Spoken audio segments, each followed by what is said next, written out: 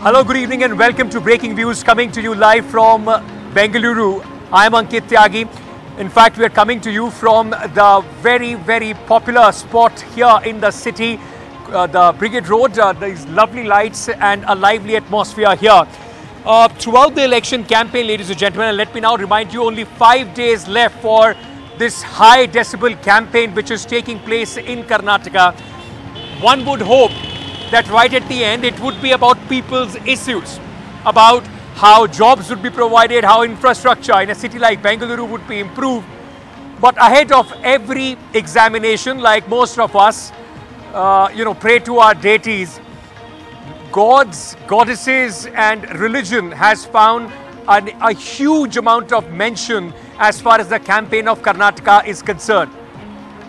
While the people, in fact, are waiting, making up their mind on who they think would possibly be better for them for the next 5 years, the full campaign swing, the challenge in the the challenge is cut out for political parties, their task cut out.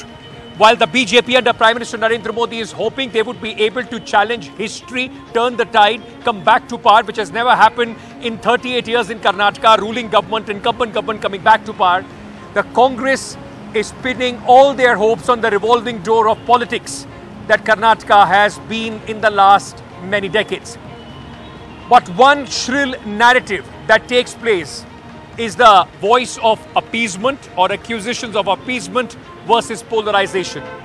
And in that, one narrative that is gaining traction at least for the BJP is Lord Hanuman. Take a look. Bajrang Bali ki! Bajrang Bali ki!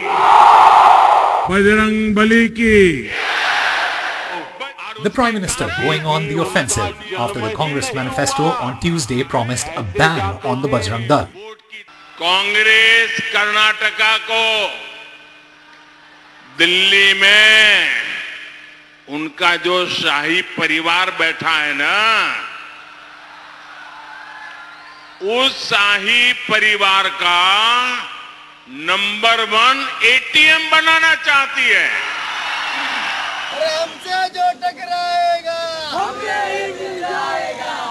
The Bajrang Dal is a controversial group, part of the RSS BJP Sangh Parivar, and has been linked to various incidents of violence. But as the Prime Minister went on the offensive, the Congress appeared to go on the defensive, with the party chief reluctant to explain why they announced this. On the other hand, D.K. Shivakumar, seen as a CM contender, took on the Prime Minister, while Kharge's son, a candidate, defended the move as a proposal to ban any fringe elements. So what was the thinking behind, including that in the manifesto, that banning of Bajrang Dal? What was the thinking behind? This is already Dr. Parmeshwar has clarified. He was a chairman of drafting committee of that. So he has already yesterday replied, I don't want to reply. Agreed, you're the president, so but why did No, I don't want to reply that. Once my party people have replied. Now, Anjaneyana Bhaktru. Bajrang Dalgo, Hanumantango ಏನು ವ್ಯತ್ಯಾಸ? ಹನುಮಂತನೇ ಬೇರೆ, ಬಜರಂಗ್ ದಳನೇ ಬೇರೆ. It is outfit. ಏನು ಆಂಜನೇಯನ ಹೆಸರು ಇಟ್ಕೊಬಿಟ್ಟಾರೆ. ಬಜರಂಗ್ ದಳ ಅಂತ ಆಚೆ ಅವರು ಕಾನೂನಿನ ವ್ಯವಸ್ಥೆನ ಮಿಸ್ಯೂಸ್ ಮಾಡ್ತಾ ಇದ್ದಾರೆ. We are very clear in the manifesto saying that any fringe elements will be banned. Any fringe elements. It doesn't matter whom it is backed by. The BJP is taking the issue nationwide. In Madhya Pradesh, a senior BJP minister, Narottam Mishra, asking the Congress's state chief Kamal Nath on whether they intended to ban the Bajrang Dal in the state too. Elections are due in MP later this year. NDTV Bureau Report. So right in the last mile of this campaigning, has the BJP found that one issue that they can in fact change this election, take it towards a strong pitch which the BJP is known for as far as the elections are concerned, that too towards religious polarization or possibly towards Hindutva. Is that what the pitch or the campaign of the BJP now is going to be? I caught up on the campaign trail with K. Annamalai, the president of the BJP in Tamil Nadu and also the co-in-charge of the Karnataka elections for the party. Asked him a few questions about why the narrative has suddenly shifted for the political party. on the campaign trail right now with the Tamil Nadu BJP chief and the co-in charge of the elections in Karnataka. Mr. K. Annamalai is on this road show here in Bengaluru. Let me start by asking you about a statement that you gave yesterday and also on your Twitter line about the Congress manifesto. The Congress party in its manifesto said that all organizations promoting religious enmity or against religious harmony will be taken up as in the constitution and they will be banned. They spoke about PFI and they spoke about Bajrang Dal. What is wrong with that? Sir, we have to understand, sir. First, I have a feeling that Congress doesn't understand what PFI is all about. Unless Congress don't gets that clarity, Congress don't gets that clarity, there is no point drawing a comparison, sir. PFI is an out and out a terror organization, out and out a criminal syndicate, out and out which are killer squads, which was operating in Kerala, Tamil Nadu, Karnataka majorly. And more importantly, PFI is an organization which had UAPA case against them, investigated by NIA, had explosive cases against them, which are cases that will clearly prove it is a terror organization. But equating Bajrang Dal to PFI, it is insinuating Bajrang Dal also as a terror organization. Who will buy this logic, sir? Tell me one thing, sir. In your tweet, you said that PFI is an organization which goes out and kills people from the other faith. The same logic could be applied to Bajrang Dal. There are cases, and if I talk about Karnataka itself, cases which were registered under the Yedurappa government, commission which was formed of against a church attack by the Yedurappa government, which said that the Bajrang Dal activists were involved and people were arrested in that. There have been cases of murder against Bajrang Dal activists for murdering, people, those who have been indulging in cow business in Karnataka, both Muslims, attacks on church. Isn't that killing people against any other faith? If somebody is equating a law and order case, a public disruption, public law and order, somebody taking a cow, somebody going and stopping it, a galata happens, some law and order issue happens, to an organized criminal syndicate like PFI, which has got killer squads, Hawala transaction, money comes from outside. The same modus operandi followed in all the states.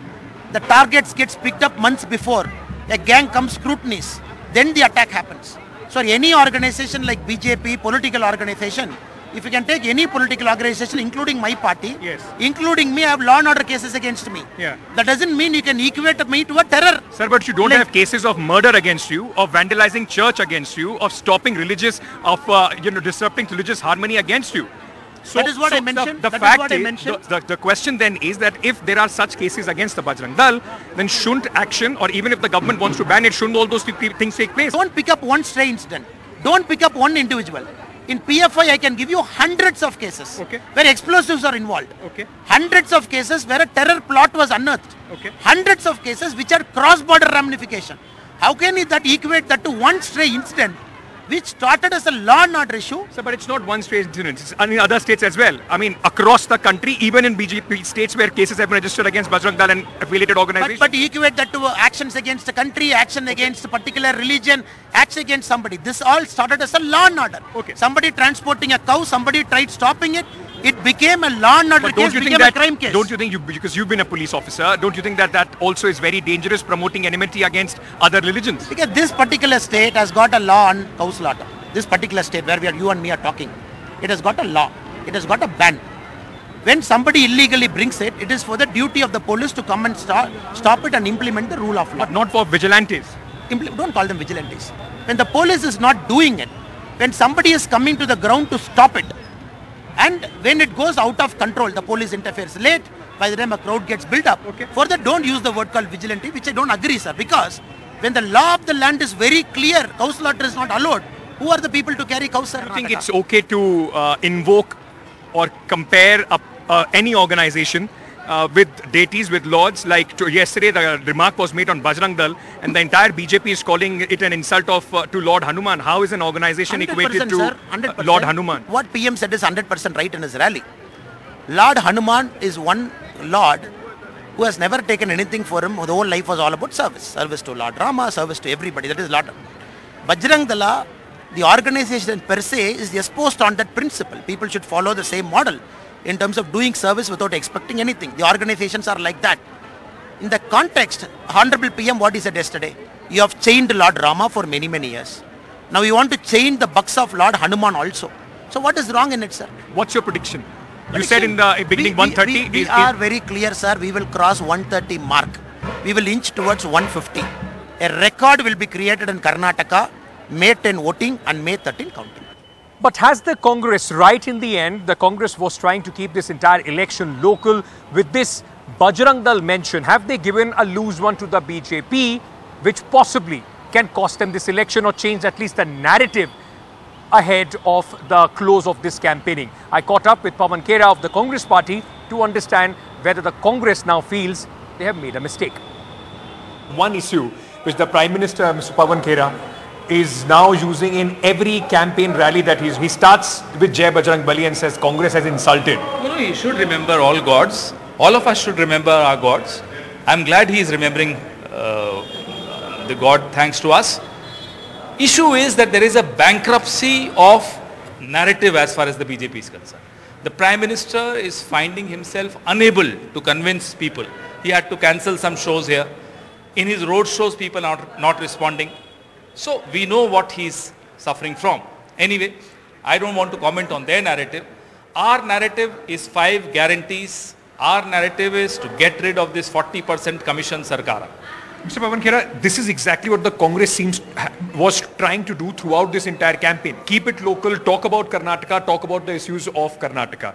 Do you think, and your supporters are also talking about it, what was the need to mention Bajrang Dal right at the end? Absolutely clear. If you read our manifesto, at least I can read the English part, organizations and individuals, if they are found violating the law and the constitution, will be dealt with sternly. What is so wrong in that? Tell me.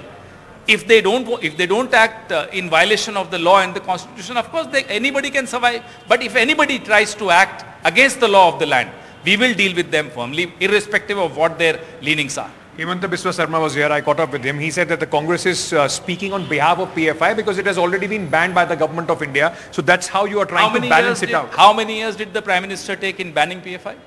We asked him. They just want to play with issues so that these issues stay alive.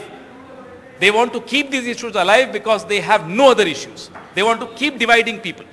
Do you think the Congress is now playing on or rather is forced to play on Prime Minister's or the BJP's pitch? They are playing on our pitch. This is our manifesto they are talking about. The Prime Minister is now talking about the Congress guarantees, that the Congress guarantees won't work. That's the success of our narrative. That the Prime Minister is forced to talk about our narrative. Prime Minister is quoting our manifesto.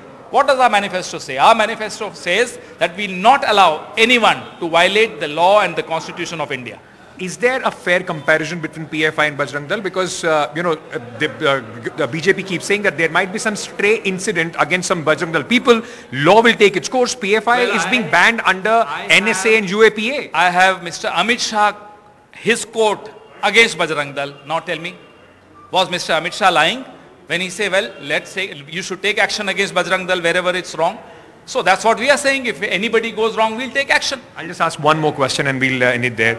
Most people in Karnataka will tell you that Bajrang Dal is not a very big organization here. Suddenly, you've given it the prominence that possibly it was searching for many years. The Prime Minister is giving them the prominence. We are not giving anybody any prominence. Our prominence and the people are giving the prominence to our 5 guarantees. The 6.5 crore people of Karnataka are only talking about the Congress manifesto, the Congress 5 guarantees, and that's what our narrative is. The Prime Minister is forced to come to our narrative. All right, that was Pawan Khera responding on the charges whether the Congress has covered its own pitch by mentioning this. Now, very quickly, an important update came out from the Election Commission. The Election Commission has issued a notice, a show-cause notice to Priyank Kharge, the Congress MLA and son of Congress Party President Mallikarjun Kharge, on his remarks against the Prime Minister. Now, interestingly, the Bharatiya Janata Party had in fact gone ahead and complained about Priyank Kharge just yesterday in the evening. And today he has been given a show-cause notice. Now, the complaint was filed by the BJP on May 2nd. Today is May 3rd. In 24 hours, he gets the notice. Now, this also begs the question, because the Election Commission yesterday had also issued an advisory asking all political parties to refrain from making provocative remarks on vitiating the atmosphere in Karnataka during the campaign. The Congress now is asking why not any action on their complaint against the Home Minister, which the Congress party filed on April 27th. The Congress had complaint against the right remarks which was made by the Home Minister during the campaign in Karnataka. Amit Shah had said communal rights will take place if Congress comes to power. The Congress told the Election Commission that this is clearly promoting enmity and hatred. 5 days on, no action as far as the Congress's complaint is concerned, and that's prompting the Congress party. In fact, at their press conference today, they said that we don't have much hope from the Election Commission. All right, ladies and gentlemen, now let's move on.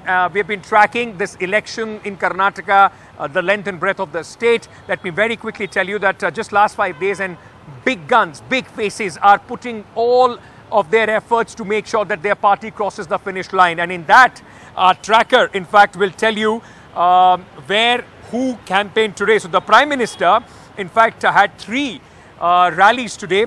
It was in Ankola, Baihongal, and also in Mudavre. The Prime Minister was quite aggressive as far as the Congress is concerned, taking on the Congress party, specifically starting all his speeches with Jai Bajrang Bali. Meanwhile, Priyanka Gandhi has been crisscrossing the state as well. She was in Indi, Bidar South and Gulbarga, trying to consolidate in what is possibly seen as the strongholds of the Congress party. Congress President Mallikarjun Kharge was campaigning in Alan, Chincholi and Sedam. JP Nadda, the BJP president, also held a roadshow in Ramnagar. A lot was said in these rallies. Listen in to Prime Minister Narendra Modi and Priyanka Gandhi. Congress Karnataka को दिल्ली में उनका जो शाही परिवार बैठा है ना, उस शाही परिवार का नंबर 1 एटीएम बनाना चाहती है। जीएसटी कर करके इतनी महंगाई बढ़ा दी है कि छोटे दुकानदार ही अपने आप परेशान हैं। उनके बिजनेस चल ही नहीं रहे हैं। जो मीडियम बिजनेस है, स्मॉल मीडियम बिजनेस है, वो चल ही नहीं पा रहे हैं। और लूट कम नहीं हुआ है बहनों और भाइयों, 1.5 लाख करोड़ रुपए लूटे हैं कर्नाटका से। You know, people keep talking about the big election juggernaut of the Bharatiya Janata Party, the big election machinery that rolls out in every state. What you see on screen and in the narrative, a lot of hands go behind that narrative to, in fact, to try and work those things. Many parts of this election juggernaut machinery that roll together to make it such a formidable force. Today, we got access to the Bharatiya Janata Party's media war room, which has specially been established for the Karnataka elections. We went inside with this sneak peek to try and understand how things work behind the scenes. Take a look at this exclusive. This is the media monitoring room of at the nerve center of this entire big building, and there are leaders that I can see, a lot of people, those who are extremely busy at their work. Let's just try and understand what's happening here. So here in this room, what we call it as the war room, media war room, we monitor 24 hours, all the 24 channels, all languages. So these are the, let's just first tell our viewers what is it. These are all the local channels that you are monitoring. Channels that you are monitoring right now. These are the vernacular channels. Yeah. And these are the 3 national channels, and we keep on changing the shuffling between the channels and see what kind of news being aired and covered. Basically English news channels, national, and then all these are regional channels. Yeah, as well as the channels. So what we actually do here is whatever the news that is being aired, we monitor minute by minute, and then we make sure that the right news is sent to the people. Karnataka elections were announced, and till few days back when that Pay CM and all those campaigns were going on, were you guys having a very hard time to try and turn the attention from that to bring it onto your agenda? We made sure that we started telling the people about the propaganda what Congress did against BJP. We made sure that the right message is sent, and then we were telling the people that whatever the PCM about what Congress is telling about, we made sure that nothing is there is no truth in those whatever they said, and we ensured that whatever the administration. Do you so something when a channel runs something which you don't like or you think that is not working for you, do you call those people up and try and give them some information from what you should run? No, he's vehemently shaking his head. See, we don't control the media. Yeah. We don't control the media. Yeah. But we will make sure that whatever the right message is sent to the people across the state. I am watching each and every breaking news. What news is broadcasted by the particular channel, either pro BJP or neutral, anti BJP. What should be broadcast? So if there is something which is against your party's interest, you flag it. News. That's all. We cannot question the media. Just we want the authenticity of the news. So we are going to inform our team leader. Whenever say some anti-BJP news are aired across all the channels, we take those screenshots, we take those scrolls, and we call up our leaders and inform our leaders saying that see, this is what it's coming out, so that we can avoid some of our we start building our narrative, and we make sure that those things are not repeated. That's a very important thing, of course, in the kind of the way the elections are run. And I can see all these regional channels right now. There is Kumaraswamy at one place, Prime Minister Modi versus DK Shiv Kumar is happening somewhere else. Vijay, what is this room? I see a lot of newspapers in this room. Yeah, see, this is our open discussion room.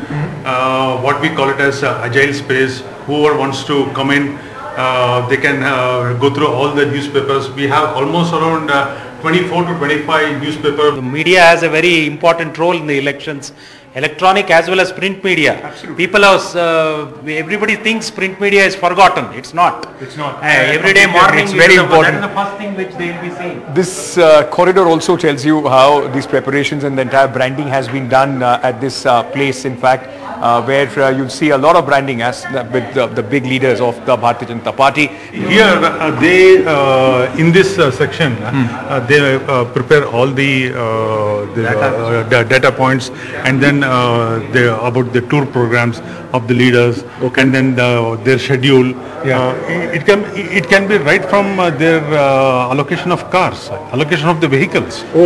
Some issue has come up. We would like to have some information about it. Immediately our research team will give the information. So that's the research team here. The research team is there. We get the information. Research team and media monitoring room, we sit in one place. The man who is in charge of this entire operation here of the Bharatiya Janata Party, Karnataka Sahab, how are you? Fine, sir, fine. Tell me one thing. This entire infrastructure has been created for the Karnataka elections. Yeah, created only for the election, media center. Okay. This is created for the only media people are come here to discuss the interviews or press conference. Only purpose we are doing here. So everything will be there going on as per the planning. We plan before the 1 day before the plan and what are the doing. The agenda is to be double engine Sarkar. BJP Bharovase. That's a key word. A key word for this narrative for this election. As per the narrative, we plan the press conference and interviews. It is a nervous center of our media center. This is what largely people talk about, the BJP juggernaut, the election machinery, and this is how various nuts and bolts, various parts of this election machinery keep ticking. Now imagine the kind of resources that are needed, in fact, to fuel a campaign or elections the way all these political parties these days fight. We'll keep bringing you insights and the voices from the ground along with the big issues, the talking points from the elections of Karnataka. 5 big days ahead, and trust NDTV to give you a ringside view. That's all from me this evening. Thank you so much for tuning in. Good night. Namaskara.